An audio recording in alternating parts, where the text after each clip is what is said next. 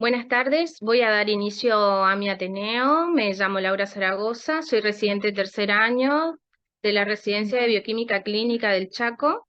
En este caso hice un Ateneo mientras realizaba mi rotación por el área de hematología del Hospital Perrando. Lo titulé Emergencia Hematológica y el tema es leucemia promielocítica aguda, variante microgranular.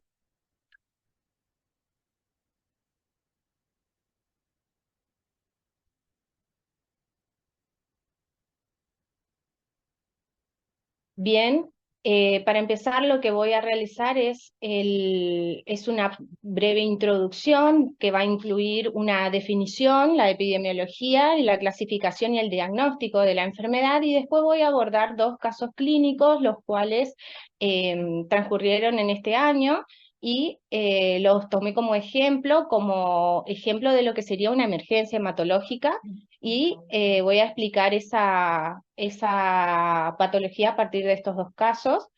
Luego voy a explicar un poco acerca de alteraciones de la hemostasia, que es parte del cuadro clínico, y tratamiento pronóstico y seguimiento, y las conclusiones a las que abordé.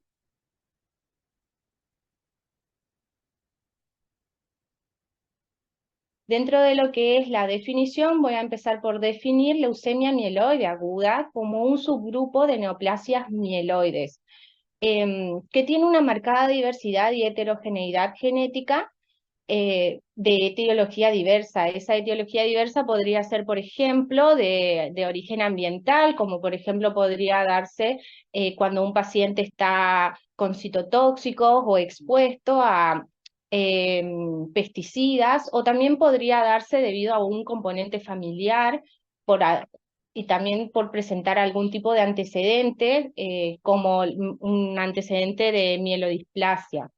Y también presenta una potencial evolución clonal. Eso significa que una leucemia mieloide aguda puede evolucionar a otro tipo de leucemia.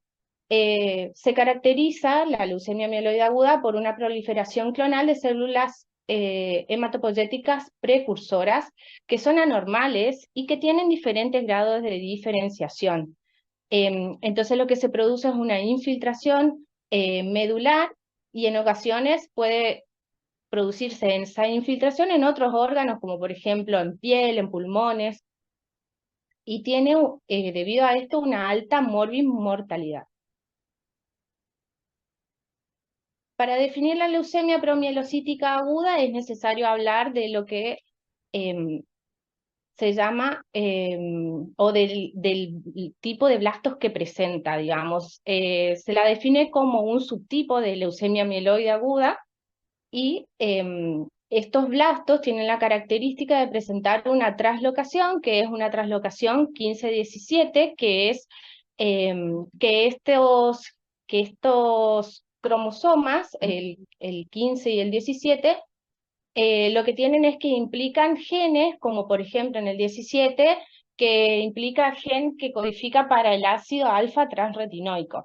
Y el 15 es implica un gen que se denomina LMP, que es el gen de la leucemia promielocítica. Así se lo denomina. Por eso se produce a partir de estos genes un producto que es el PML rara, que es un rearreglo y que está implicado en el 98%. También puede haber otros rearreglos con RARA, o con el gen que codifica para el receptor del ácido transretinoico, y que produce, este rearreglo produce un bloqueo en la diferenciación mieloide, y entonces esto va a producir una acumulación de promielocitos leucémicos, y además se produce una alteración compleja de la hemostasia que voy a explicar más adelante. Dentro de lo que es la epidemiología, podemos hablar de una incidencia no registrada en nuestro país para leucemia mieloide aguda, pero la guía, que es la guía de la Sociedad Argentina de Hematología, menciona diferentes trabajos en los cuales se puede ver que existe una incidencia de 3 cada 100.000 casos, anuales en pacientes que tienen aproximadamente 40 a 50 años y 35 cada 100.000 habitantes en pacientes que tienen 70 a 80 años. La frecuencia aumenta con la edad y representa entre el 15 al 20% de las leucemias mieloides, de las leucemias agudas, perdón, en niños o adolescentes, y sin embargo en un adulto hasta un 80%. Sí, a diferencia, la leucemia promielocítica aguda lo que produce es, lo que tiene es una incidencia muy rara en niños y va aumentando durante toda la adolescencia. Alcanza una meseta en la edad adulta temprana, manteniéndose constante eh, cuando uno llega a la adultez y después empieza a disminuir en la sexta década. Entonces, para recordar, le hice este grafiquito donde podemos ver la evolución, la incidencia, la evolución de la incidencia, según las edades. Dentro de lo que es la clasificación, bueno, la leucemia promielocítica en un principio se clasificaba según su morfología por la clasificación de la FAB y se denominaba M3, tenía una incidencia del 15%, del 10 al 15%. Actualmente, eh, con el pasar del tiempo y con las nuevas técnicas, lo que se realizó fue una reclasificación a partir de la OMS y del ICC, que es el Comité Internacional de Cáncer, que lo que hacen es integrar datos morfológicos, inmunofenotípicos, citogenéticos y moleculares, y lo que producen a partir de esta reclasificación es, ¿cuál es el objetivo de reclasificarla? Es justamente darle un perfil genético adecuado para que pueda tener un mejor tratamiento y seguimiento el paciente, ¿verdad? Entonces, dentro de esta clasificación, la OMS lo pone dentro de la categoría de LMA, dentro de la categoría 5, que se denomina LMA con alteraciones genéticas definidas. Como condición, estas alteraciones para las OMS, al encontrarse esta fusión que es PML rara,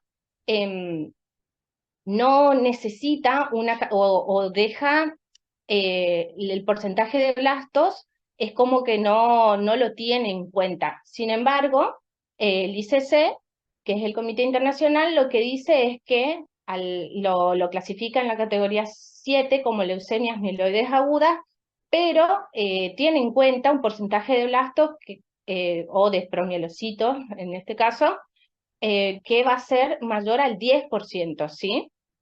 Entonces, en eso se diferencia. Dentro de lo que es el diagnóstico, empezamos el diagnóstico a partir de una presentación clínica. Es decir, que estos pacientes, sí o sí, al momento de realizarle el diagnóstico, van a tener una clínica particular que se caracteriza por no desarrollar visceromegalias, a diferencia de otras leucemias agudas, por eso la aclaración, que generalmente cursan con visceromegalias, pero sí presentan diátesis hemorrágica, que lo que van a producir como evidente va a ser una coagulación intravascular diseminada, fibrinólisis, también pueden debutar con leucopenia o también pueden ser hiperleucocitarios. Y esto va a depender de qué variante se trate, que ahora vamos a hablar un poco de qué tipo de variantes hay, pero la leucopenia generalmente se da en pacientes que tienen una leucemia promielocítica clásica y una leucemia promielocítica variante microgranular, se presenta generalmente como hiperleucocitaria. Se considera hiperleucocitaria a recuentos mayores a 10.000 blancos, pero generalmente el cuadro es con recuentos mayores a 50.000 blancos. Dentro de lo que son los estudios iniciales del laboratorio, debido a la clínica que presenta el paciente, se van a pedir análisis generales y se va a estudiar la hemostasia del paciente. En este caso, los tiempos, como por ejemplo el KPTT, el TP el TT van a estar aumentados. Y esto se va a dar debido a que justamente voy a tener una alteración de la hemostasia, que voy a explicar el mecanismo en otro momento, pero para que ustedes vayan teniendo en cuenta, generalmente también se estudia los productos de degradación del fibrinógeno y el dímero D, los cuales van a estar aumentados. Sin embargo, como ven acá, el fibrinógeno va a estar disminuido. Y esto va a ser debido a un consumo que ya lo vamos a ir viendo. Esto es importante, este perfil de hemostasia es importante mencionarlo en todo momento porque se realizan pruebas diarias hasta la resolución de la coagulopatía. Además se realizan otros perfiles como por ejemplo el renal o el hepático y al tratarse de una neoplasia también se analiza la LDH, glucemia, que generalmente la LDH se encuentra aumentada. Además, se realizan otros pedidos que van a ser rutinarios para transfusiones que van a ser serología, grupos factor. Además, se realizan otros estudios complementarios que van a ser, por ejemplo, la radiografía de tórax para poder evaluar al paciente, ecocardiograma debido a los medicamentos que van a ser ecocardiogénicos y obviamente para ver la infiltración en el sistema nervioso central podemos pedir también TAG o resonancia magnética. Bien. El primer estadio lo tiene de diagnóstico, lo tiene el bioquímico, ¿verdad? Entonces, ¿cuál es el primer paso para llegar al diagnóstico de una LPA? Es realizar un frotis de sangre periférica. En este frotis de sangre periférica vamos a poder observar células que van a ser características dependiendo de qué variante tengamos. Entonces, en una variante hipergranular, que es la variante clásica, lo que vamos a tener van a ser células, que son estas dos que ven acá, estas dos imágenes, no sé si, sí, estas dos imágenes que ven acá, que tienen la característica de presentarse de manera hipergranular, que van a tener núcleos que pueden ser bilobulados, que pueden estar espotados, y que son células en promedio medianas a grandes, que lo que tienen aparte es un citoplasma que se va a llamar mamelonado, y el núcleo generalmente se pueden ver nucleolos, perdón, no se pueden apreciar los nucleolos en esta debido a que está llena de gránulos y también tiene inclusiones cristalinas que forman lo que se denominaría las células de Fagot, que lo que producen son estas que están acá, es como un acúmulo de inclusiones cristalinas y, y eso es bastante característico. Sin embargo, en la hipogranular lo que nosotros vamos a ver es un puntillado fino, lo denominan como un puntillado fino, o no vamos a ver gránulos. Las características del núcleo también van a ser similares a la clásica, y lo que se pueden observar a veces son bastones de Auer. Un segundo paso del diagnóstico va a ser la citometría de flujo. A partir de la citometría de flujo vamos a tener un perfil que nos va a determinar de qué tipo de leucemia mieloide estamos hablando. Y bueno, lo que se hace en este caso es utilizar marcadores que van a ser leucocitarios, como por ejemplo el CD45, y luego se utilizan marcadores granulocíticos, como van a ser la mieloperoxidasa, que en este caso darían una mieloperoxidasa sobreexpresada, es decir, que va en una variante clásica, digamos, se va a sobreexpresar. En una variante microgranular generalmente es positiva, pero no está sobreexpresada la mieloperoxidasa. Después, otro marcador que es granulocítico, en este caso va a ser el CD, 13, que aparte de aparecer en esta progenie también es monocítico. Otro análisis que se realiza es ver si se trata de células maduras o inmaduras, y para eso se utilizan marcadores de inmadurez, que en este caso vamos a utilizar el HLA-DR y también el CD34, que lo menciona acá, que en este caso van a ser negativos. Estos suelen aparecer positivos en los primeros estadios de maduración. Y después lo otro que se analiza van a ser los marcadores de proliferación celular. En este caso, los marcadores de proliferación celular van a ser el CD15 y el CD33, los cuales van a estar, por ejemplo, el CD33 puede estar sobreexpresado. Otra cosa que se puede analizar van a ser marcadores que se denominan aberrantes. Por ejemplo, en la variante hipergranular, nosotros podemos tener en un 10% aproximadamente un CD56 que se ve que es positivo generalmente en células natural killer. Y en la hipogranular vamos a tener, por ejemplo, el CD2, que este CD2 es un marcador linfocitario T.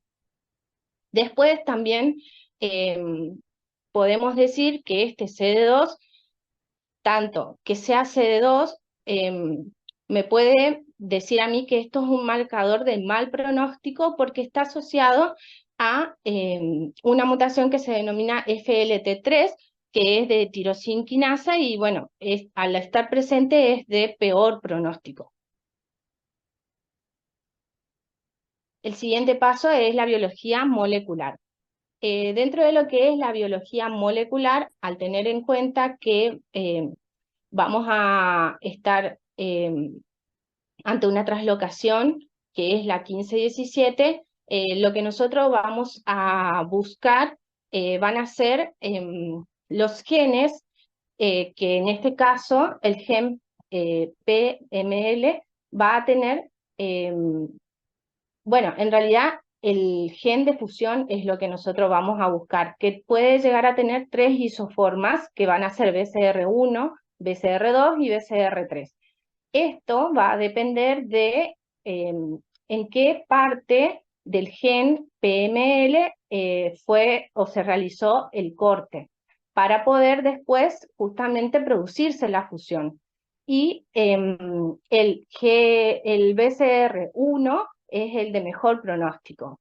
¿Por qué nosotros tenemos que tener en cuenta estas isoformas? Porque a partir de nosotros realizarle PCR al paciente y determinar este tipo de isoformas, vamos a poder después hacerle el seguimiento para ver la remisión molecular.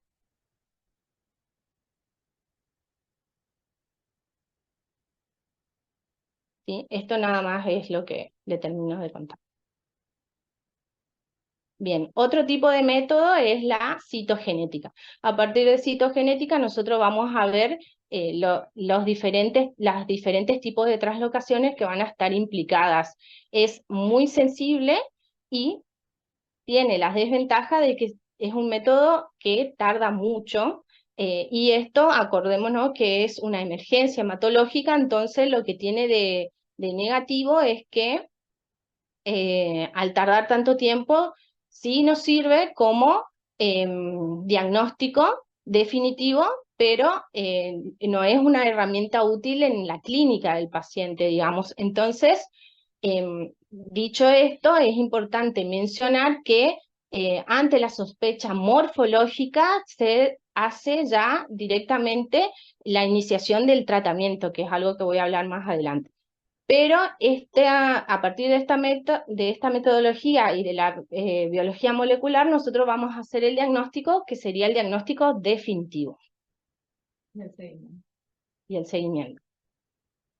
Bueno, FISH es otro tipo de método que lo que me va a permitir es también tener la translocación o observar la translocación, que en este caso, este ejemplo lo que te dice es que vos vas a tener acá la translocación 1517, donde lo que ven acá es un 15 derivado, que es donde se ocurrió el corte, un 17 normal y un 15 normal. Y acá, en esta parte, van a ver justamente cómo está la translocación 15-17.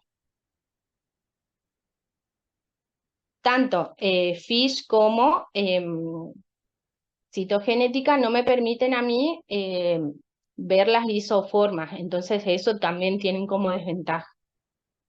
FISH lo que tiene también es que una metodología eh, que también tiene su tiempo y que se la considera como parte del diagnóstico definitivo, pero no me sirve en el seguimiento, digamos, de la enfermedad.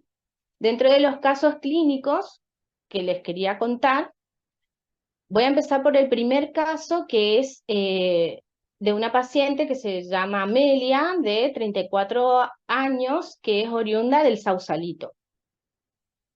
Ella llegó derivada porque en el Sausalito presentó hipotensión, somnolencia, gingivorragia y metrorragia.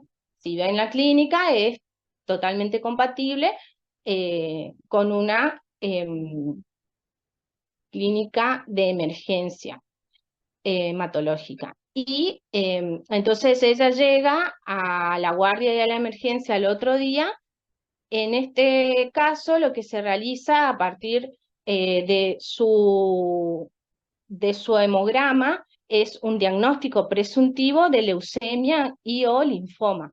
Entonces, en ese mismo día se le realizó una punción de médula ósea. Así que ahora vamos a analizar un poco qué datos o con qué valores llegó ella. El 18/6 presentaba una hemoglobina de 6,4 con un hematocrito de 20 y leucocitos de 86.000. El recuento de plaquetas que se informó fue de 92.000 en el Sausalito. Sin embargo, acá, cuando llegó, contaba con una hemoglobina de 4,5, un hematocrito de 13, glóbulos blancos de 88.500 y plaquetas de 6.000. Bien, en este caso, lo que continuó, digamos, es una realización del tratamiento, es decir, ante el diagnóstico presuntivo de leucemia promielocítica, por lo que se había observado en la morfología del frotis, qué importancia tiene en este caso es que se empezó a administrar el tratamiento para leucemia promielocítica aguda. Todas las guías te recomiendan que una vez que vos tengas la sospecha, introduzcas ya el tratamiento. Y entonces en ese caso lo que se le dio a la paciente fue corticoide y ácido transretinoico, que ahora voy a explicar de qué se trata este tratamiento.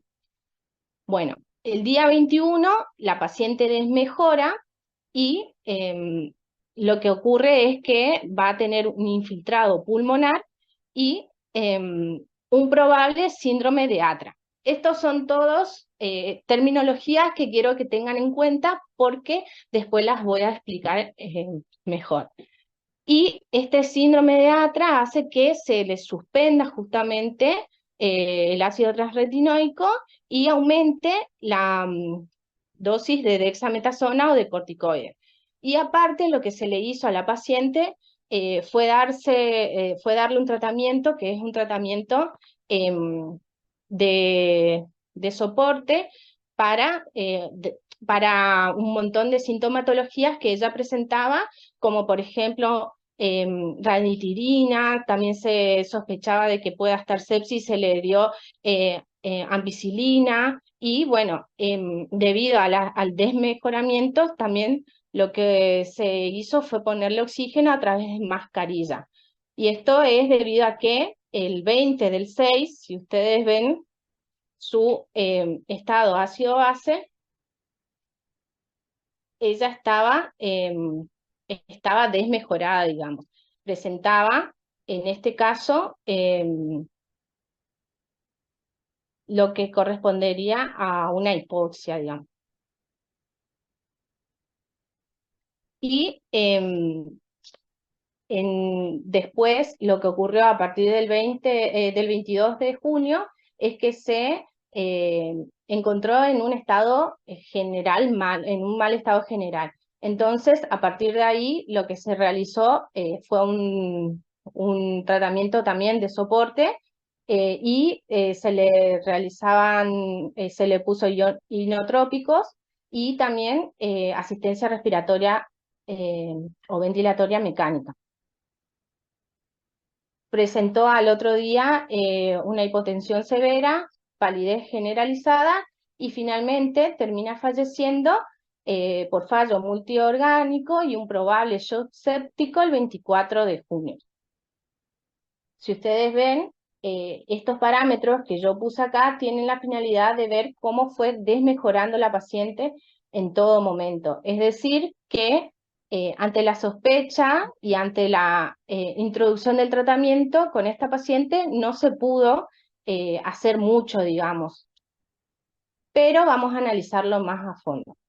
Dentro de lo que sería su hemograma, el que se informó, ustedes, como pueden ver acá, tiene 88.550 blancos, tiene una trombocitopenia severa, donde se le había informado 6.000, por recuento, 6.000 plaquetas, y en este caso también contaba con una anemia severa, con una hemoglobina de 4,5 y en un hematocrito de 12% o 13%.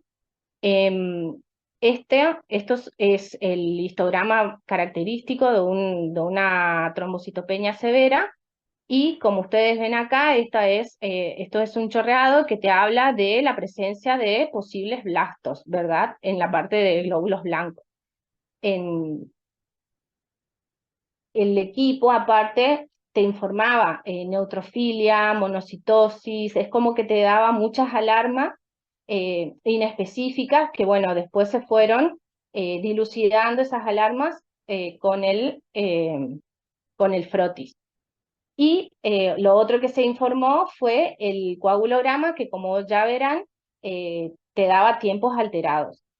El fibrinógeno, sin embargo, no estaba disminuido, estaba dentro de lo que se denominaría valores normales. El dímero D, como ya verán, estaba bastante aumentado. Bien, esta es la morfología de lo que se observó ese día en su sangre periférica. Estos son los promielocitos patológicos, como ven la anemia severa y la trombocitopenia. Lo mismo se observó el infiltrado medular en médula ósea con una población de mielocitos mayor al 90%, y esto es una tinción que es la de mieloperoxidasa, que tiene una característica particular que se predispone debido a la morfología del promielocito en forma de casquete. Bien, dentro de lo que es la citometría de flujo, también el 19 se informó dentro de lo que es relevante, 93,5% de células de tamaño variable con complejidad interna alta y autofluorescencia. Esta es una característica muy importante en el diagnóstico de leucemia promielocítica y lo que me habían explicado es que a partir de este inmunofenotipo no se podía diferenciar si era variable o no, pero sí, como ustedes van a ver acá, ¿por qué? Porque no tenía, por ejemplo, esta coexpresión de CD34 y CD2, la paciente. Perdón, vamos acá. Pero, perdón. Vamos de vuelta. Ahí. Ven que CD34 era característico de una hipergranular, o sea, era negativo, no se coexpresaba con CD2, y CD2 acá lo habían informado como negativo, ¿sí? Bien. Otros marcadores que tienen en cuenta en este panel son, por ejemplo, el CD123, que es también característico de la leucemia promielocítica aguda. Entonces, ¿qué es lo que te dice la citometría de flujo? ¿Qué es lo importante? Que no lo podemos tomar como metodología de diagnóstico definitivo, ¿sí? Entonces es con lo que quería que se queden. Bien. Y el segundo caso, lo que tienen de particular estos dos casos es que ocurrieron con un mes de diferencia. Si ustedes se dan cuenta, la paciente anterior vino en junio y estas pacientes vinieron esta otra paciente vino en julio, que presentaba una clínica bastante similar, si se quiere, y en este caso, 2 meses antes, ella lo que refería era que tuvo una pérdida de peso de 10 kilos respecto a 2 meses antes, y que durante esos 2 meses también tuvo sudoración nocturna, escalofríos, cefalea frontal, que no seguía con analgésicos comunes, también tenía hematomas de miembros inferiores, abdomen doloroso al tacto, gingivorragia, epictasis y tenía una leucocitosis con elementos inmaduros. Eso es lo que observó el bioquímico de Fontana y es el informe que trajo desde ese día. Y cuando llega acá, se ingresa a la guardia, ingresa de manera lúcida, con taquicardia, tenía una interconsulta, en ese caso se hizo una interconsulta con oncohematología porque tenía un hematocrito de 21%, una hemoglobina de 7,6, tenía glóbulos blancos de 167.900 y plaquetas de 23.000. Entonces, lo primero que dicen, esto es una leucemia mieloide aguda y el tratamiento que se realiza es con hidroxiuria y allopurinol, que este es un tratamiento general para cualquier leucemia mieloide aguda, que lo que produce es justamente la hidroxiuria, lo que hace es actuar a nivel de ADN sin actuar a nivel de ARN y evita justamente la proliferación. Em, pero luego lo que se hace es el pasaje de esta paciente de guardia y emergencia a clínica médica y ante un hemograma, otra vez debido a la morfología, hay una sospecha de leucemia promielocítica, ¿verdad? Entonces, en este caso, inician el tratamiento con ácido transretinoico, pero en este caso ya empezaron con quimioterapia de inducción. Luego lo que ocurre es que cuando se quería instaurar ese tratamiento, a la paciente se la mueve del lugar y ella empieza a tener un shock, digamos. Entonces se lo pasa a shock room. Y ahí tenía bradicardia, bradipnea, desaturación y en ese caso también se informó ese día una citometría, una citometría de flujo que era compatible con leucemia mieloide aguda promielocítica. Bueno, entonces vamos a ver un poco los datos del laboratorio, como nosotros también podemos ver en este caso. Bueno, continuamos. Bueno, respecto al caso número 2 de Dalma, podemos mencionar que era menor de edad, de 28 años, y que, como había mencionado, la clínica ya era de 2 meses de evolución. En este caso, cuando ella llega a la guardia, era como, se la asume como una leucemia mieloide aguda, para ser sintéticos, y empieza el tratamiento. Después, lo que ocurre a partir del hemograma es que se visualizan otra vez estos promielocitos y se la empieza a sospechar de leucemia promielocítica y lo que a continuación o la postura médica es empezar el tratamiento otra vez con ácido transretinoico, pero en este caso también con quimioterapia de inducción directamente, ¿sí? Em, Bien, otra cosa es que ella cuando lo que dice la parte de la clínica de ella es que cuando se la mueve para poder hacerle los procedimientos médicos es que ella empieza o recae en shock y bien, después el 5 de julio termina falleciendo después de haber estado intubada con pseudoanalgesia y pupilas midriáticas. Y bueno, y lo que quería mostrarles yo a partir de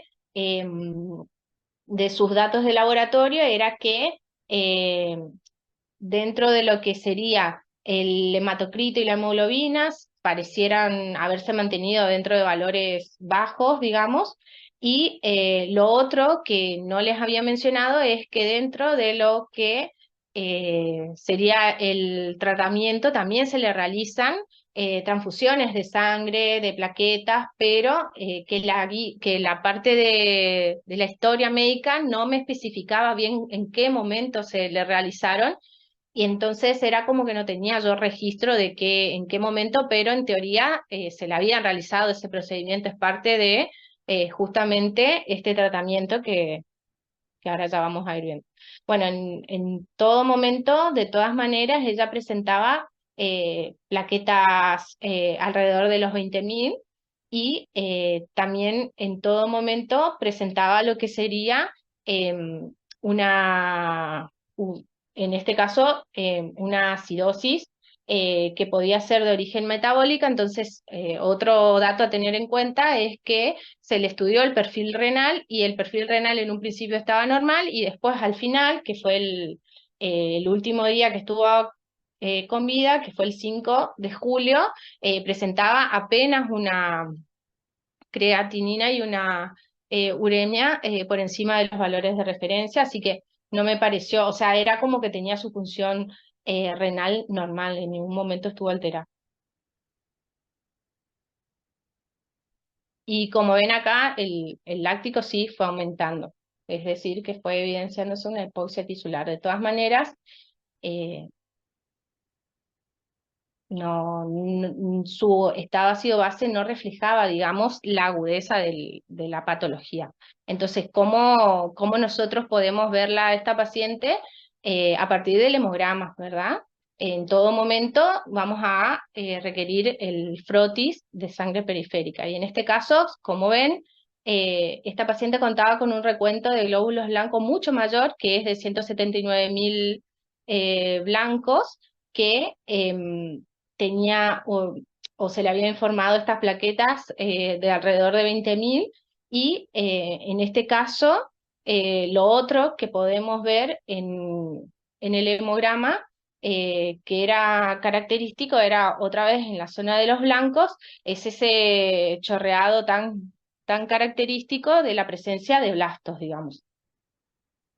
Y si ven en el histograma de plaquetas, la falta de plaquetas bien evidente. Dentro de lo que sería el coagulograma también vamos a tener, en este caso, lo que tenemos alterado es el tiempo de protrombina, pero el KPTT está dentro de lo que sería un valor normal.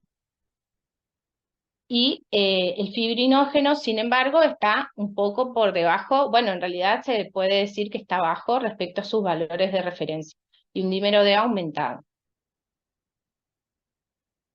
Nuevamente, dentro de lo que sería la médula ósea, la sangre periférica, vamos a tener estos promielocitos característicos y a diferencia de la otra paciente, estos promielocíticos morfológicamente son de mayor tamaño, se los puede caracterizar mejor y como ven, tiene un granulado fino estos promielocitos eh, y también tiene la trombocitopenia y su anemia eh, es de moderada a severa. Como ven, dentro de lo que es la mieloperoxidasa también está la predisposición en forma de casquete debido a la morfología de los promielocitos. La citometría de flujo, en este caso, no variaba mucho de lo que era la primer paciente, lo que tenía de mal pronóstico en este caso es el CD56, que como ya les había mencionado era de mal pronóstico, y negativo a positivo 23%. ¿Mm? ¿Está tapado? Ah, perdón, negativo a positivo al 23%. Ah, perfecto. ¿Ellos ven? Perfecto. Em, El HLA-DR también no era un negativo claro, sino que era también de negativo a positivo. y en este caso también la conclusión era que había hallazgos compatibles con leucemia mieloide aguda y que ante la sospecha que se averigüe sobre o que se asocia a una translocación 15-17, que es la característica de leucemia promielocítica. Bien, antes de pasar bueno, dentro de lo que son las alteraciones de la hemostasia, estas alteraciones se explican por varios factores. En un primer lugar, se explica por lo que se expresa a partir de las células promielocíticas, que esta expresión va a producir una actividad procoagulante. ¿Por qué? Porque expresan factor tisular y procoagulante neoplásico. Además, se evidencia a partir del aumento de factores de degradación del fibrinógeno, productos de degradación del fibrinógeno y del dímero D, que en esta patología ocurre una CID. Pero hay otro factor muy importante o otra expresión muy importante que es la sobreexpresión de lo que sería la anexina 2. En este caso, ¿qué es lo que ocurre? El promielocito sobreexpresa esa anexina 2. La plasmina se produce a partir de el plasminógeno y el, el activador de plasminógeno tisular, que esto ocurre debido a, esta unión ocurre debido a la anexina 2 que está localizada en la célula, digamos. Entonces, ella actúa como nexo entre los dos para que se unan. Entonces, a partir de ahí se produce plasmina. Esta plasmina en sí puede llegar a ser controlada de la formación de esta plasmina a partir de su inhibidor, y que es el inhibidor de plasmina alfa 2, que lo que ocurre es que una vez que se produce, o en una célula, en otra leucemia, una vez que se produce esta plasmina, puede ser inhibida y puede ser metabolizada hepáticamente. Pero lo que ocurre en la leucemia promielocítica aguda es que hay tanta anexina 2 que no va a poder metabolizarse esa plasmina. Y si recordamos, la plasmina lo que hace es degradar a la fibrina. Entonces, esta degradación no va a ocurrir y es por eso que eh, esta degradación va a ocurrir exacerbadamente, perdón, y es por eso que vamos a tener esa clínica hemorrágica, ¿sí? Porque el sistema fibrinolítico va a estar alterado debido a la cantidad de plasmina tan alta. Y esos son los mecanismos por los cuales hay alteraciones de la hemostasia y hay una clínica hemorrágica. Bien. Antes de hablar de tratamiento, es importante hablar de factores pronósticos de los pacientes. Entonces, como factores pronósticos, las guías proponen un corte de leucocitos que es de menor a 10.000 para un riesgo estándar, y para un riesgo alto proponen un valor de corte de 10.000. Antes existía, estas son las guías actuales, existía un riesgo intermedio que tenía que ver con la cantidad de plaquetas que tenía el paciente, pero actualmente ya no se lo tiene en cuenta, digamos. Otro factor pronóstico es la edad, que es de peor pronóstico para pacientes mayores de 60 años. Y la presencia de CD56 también demostró ser ser un factor de pronóstico adverso. Dicho esto, vamos a pasar al tratamiento. Dentro de lo que es el tratamiento, lo que hay que tener en cuenta acá que ante la sospecha ya se realiza eh, el tratamiento que es la administración de lo que sería el ácido transretinoico. Ese transretinoico es un ácido ese ácido transretinoico lo que va a producir es una diferenciación celular. Entonces, nosotros tenemos esta proteína, oncoproteína, que es PML rara, que lo que está evitando justamente es la diferenciación celular y lo que me va a producir van a ser estos promielocitos de manera, eh, o sea, de manera exacerbada, digamos.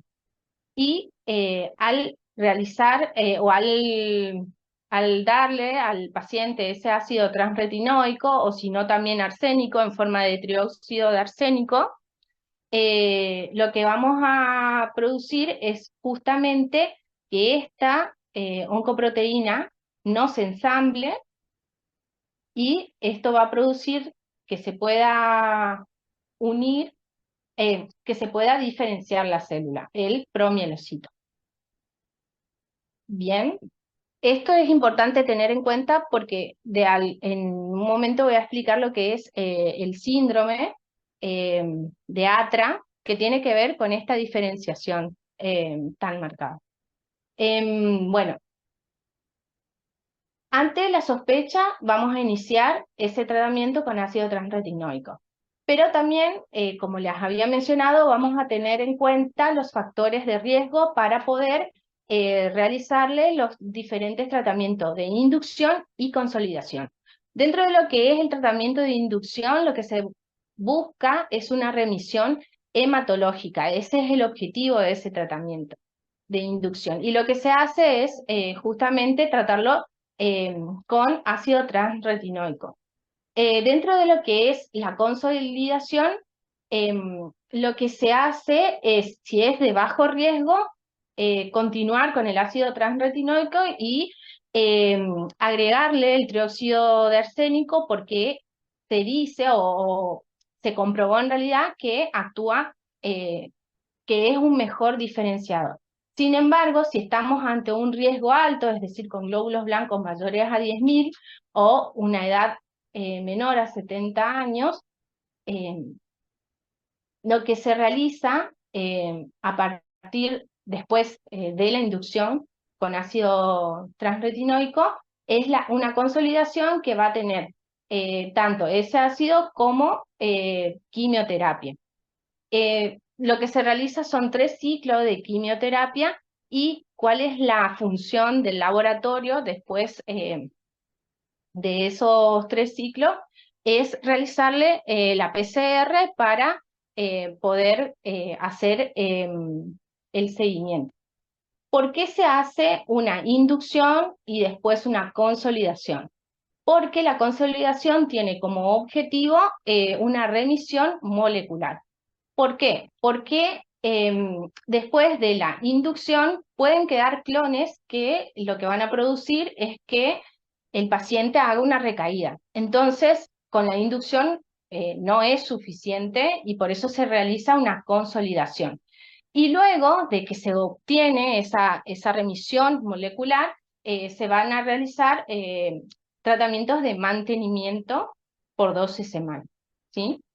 Em, Bien, acá en esta otra parte, eso sería el tratamiento, pero en esta otra parte lo que nosotros vamos a ver es cómo las guías nos eh, involucran como bioquímicos y qué es lo que nosotros tenemos, eh, o sea, cuál es nuestra función dentro de lo que sería este tratamiento. Entonces, si nosotros estamos ante una leucemia mieloide aguda, en el día 14 lo que vamos a hacer es, dependiendo de qué tipo de médula vamos a tener, si es hipocelular, con blastos o hipercelular con blastos, vamos a el día 14 volver a reevaluar, o sea, volver a hacer una punción de médula ósea y reevaluar esa médula ósea.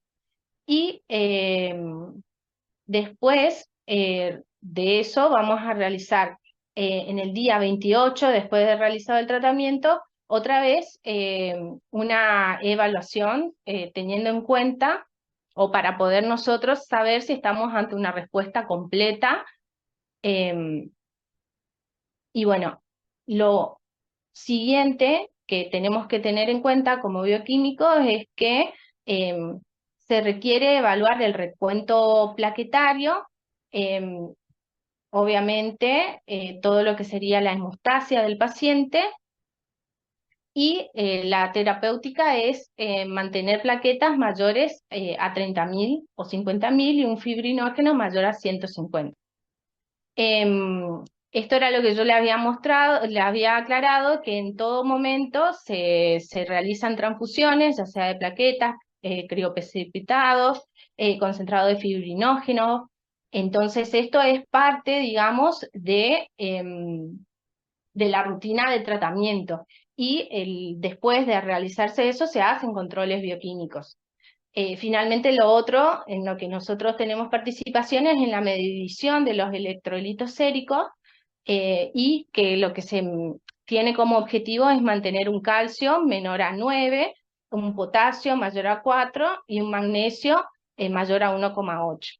Que la disminución o aumento de estos va a depender justamente de la terapia que se le esté aplicando.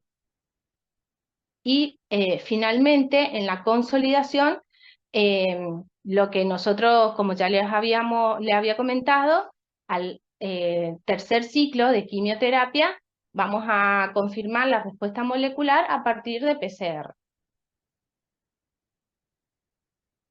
Bien, como nosotros habíamos visto, una de las pacientes tenía sospecha de lo que sería el síndrome de Atra. El síndrome de Atra se presenta como una leucocitosis eh, de leucocitos maduros, digamos, que va a ser producto de justamente el ácido transretinoico. Puede presentarse con cefalea, sequedad de piel y debido a la diferenciación celular, a un síndrome que se denomina de diferenciación celular. Entonces, este síndrome de diferenciación celular te puede dar lo que sería la muerte en inducción, es decir, en el tratamiento de inducción te puede provocar la muerte, que es lo que habíamos visto, ¿verdad?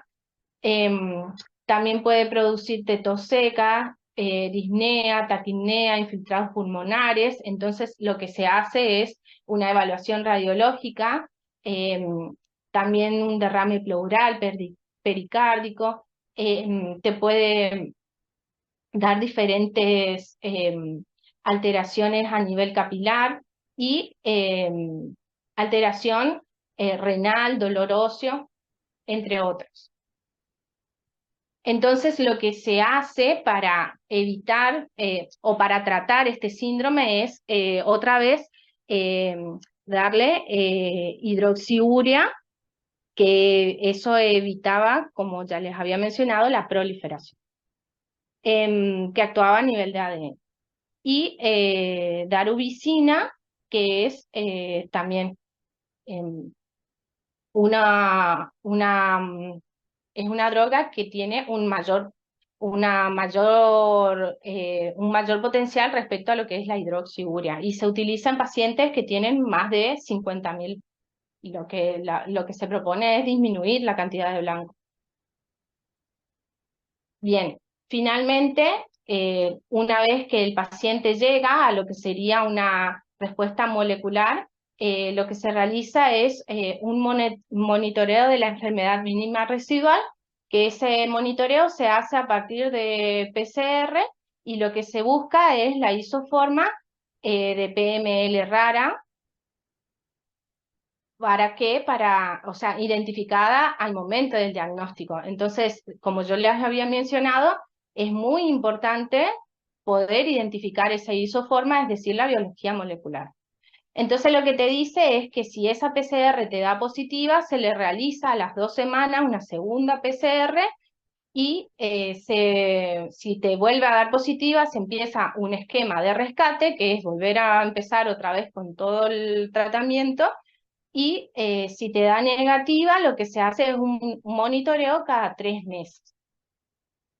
Después, ante una citopenia del paciente y una PCR negativa, lo que se realiza es una pesquisa de nuevas anomalías citogenéticas.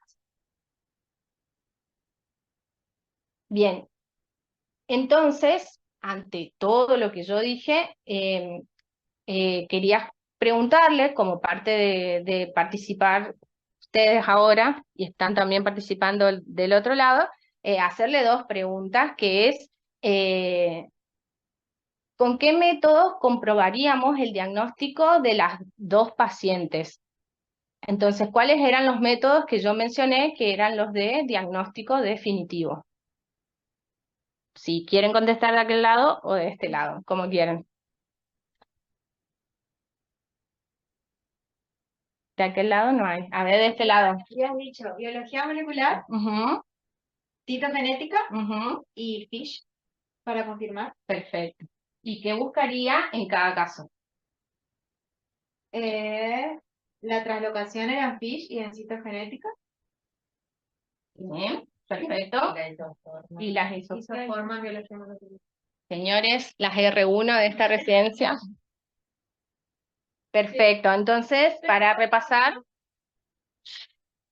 lo que faltaría entonces en estas pacientes era la PCR, que en este caso no se le realizó la PCR por un tiempo, por un problema de tiempo. Estas fueron evoluciones muy agresivas y terminaron con la vida de la paciente en muy pocos días, pero ¿por qué de tiempo? Porque esta técnica no se realiza acá, sino que se debe derivar, y bueno, para eso hay todo un protocolo de autorización y eso lleva un tiempo y bueno, no se pudo realizar.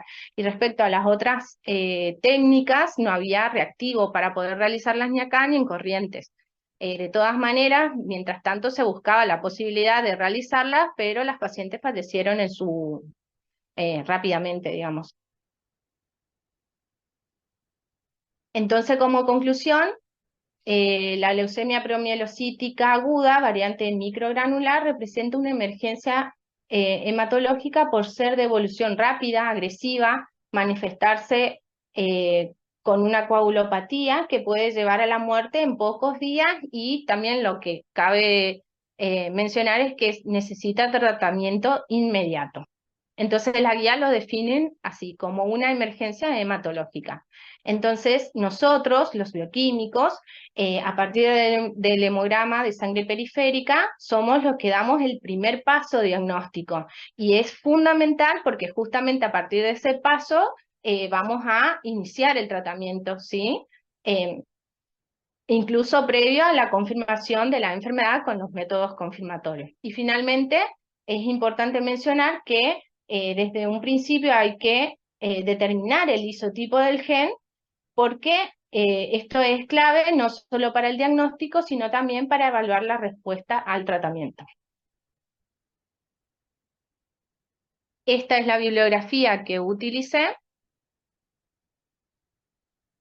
y este es el grupo de trabajo actual. Muchas gracias. ¿Tienen alguna pregunta? Bueno, muchísimas gracias a todos por participar. Doy por finalizada esta reunión.